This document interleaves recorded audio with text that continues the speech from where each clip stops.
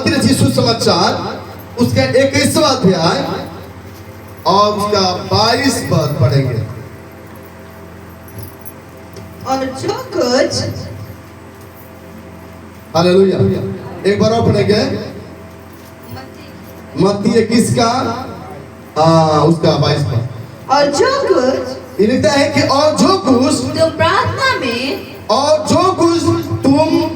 प्रार्थना में विश्वास से मांगोगे वह सब तुमको मिलेगा। वह सब तुमको मिलेगा। जोर से चिल्लाएंगे हालेलुया। जो आप विश्वास करके, विश्वास के साथ जब आप प्रार्थना करके मांगेंगे परमेश्वर से, वो विश्वास के कारण परमेश्वर आपको सब कुछ देगा। जिस काम के लिए आए हैं, जो काम वर्षों से सोचे हुए हैं, आप अपने घर में बहुत सारी बातों को सोचते हैं और कहते हैं कि मेरा काम कैसे होगा, लेकिन यहाँ पर लिखा है जब आप विश्वास के साथ जब आप प्रार्थना करेंगे वो प्रार्थना सुनी जाएगी। हालेलुया। मेरे प्रियो, परमेश्वर का वचन जब आप पढ़ेंगे दानियल के पुस्तक में, शद्रक, मेशक और अबेदनगो ने उन्होंने ठान लिया कि भले हम मर जाएंगे। राजा से कहा कि राजा, जो मूर्ति आपने खड़ा कराया है उस मूर्ति के आगे हम कभी भी दंडवत नहीं कर सकते हैं। उस मूर्ति के आगे हम कभी भी माथा नहीं टेक सकते हैं। उस मूर्ति के आगे हम कभी भी झुक नहीं सकते हैं। ऐसे पावरफुल विश्वास, ऐसे दृढ़ विश्वास हमारे और आपके अंदर में होना चाहिए। अगर हमारे और आपके अंदर में अगर ऐसा विश्वास है, मेरे प्रियो, परमेश्वर आपको बचाने के लिए खड़ा है। परमेश्वर आपको आगे बढ़ाने के लिए, परमेश्वर आपको ऊंचा उठाने के लिए, परमेश्वर आपको आशीष देने के लिए, मेरे प्रियो, आपके साथ साथ खड़ा है। जब उन्होंने क्या किया, राजा ने जब ये बातें सुना, राजा का चेहरे का जो रंग है बदल गया।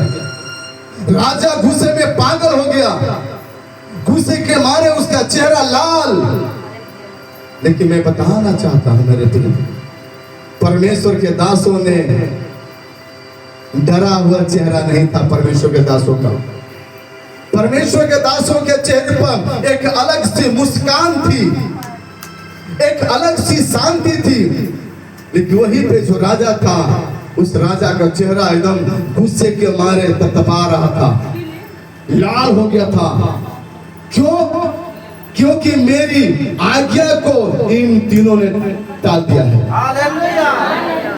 मेरे प्रियो, जब राजा ने आज्ञा दिया, ये लोगों ने मेरी आज्ञा को टाल दिया है।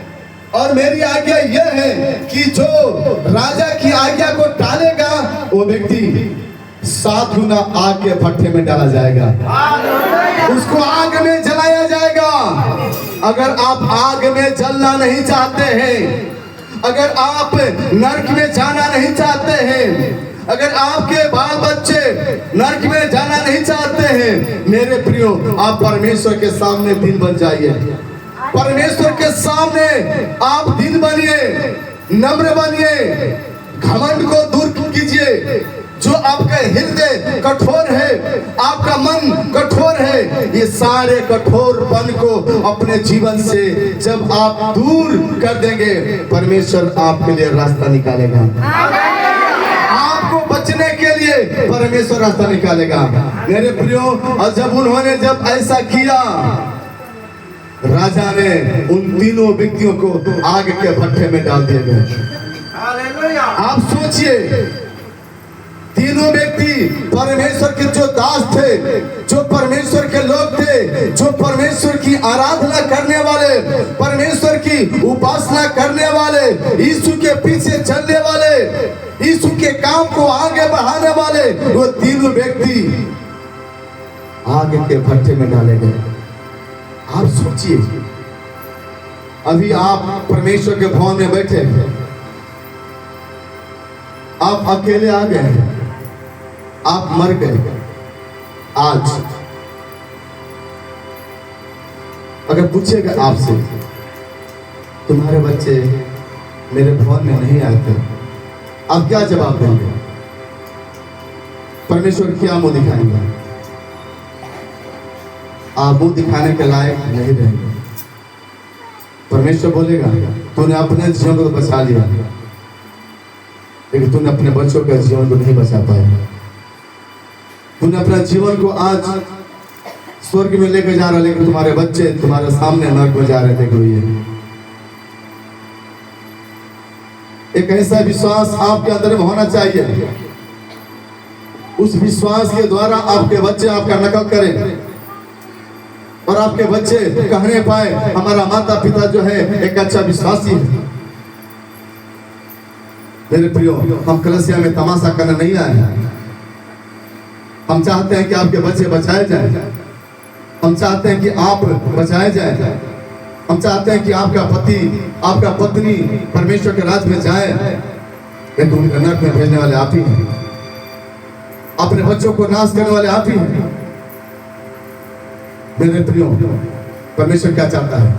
परमेश्वर यह चाहता है तुम विश्वास करो।